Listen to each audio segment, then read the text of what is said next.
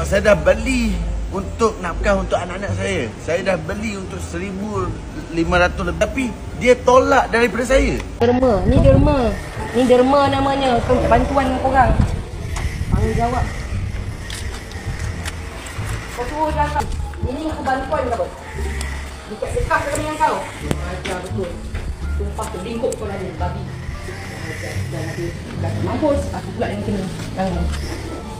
Saya tu balas anak aku 5. Aku nak duit 500 hantar kat aku. Aku bukan, cakap dia, aku bukan peminta sedekah. Ni sedekah ke apa? Cakap kat dia. Terima kasih puan. Dah lama saya sabar. Anak saya tak bisa jumpa. Kau tak boleh. Sedangkan bibik tu, pembantu rumah tu, saya bayar setiap bulan. Itu tanggungjawab saya, bibik tu saya untuk jaga anak saya. Tapi apa dia buat saya berpisah, saya dengan anak saya? Sedih. Butuh nangis-nangis. Aku skandal!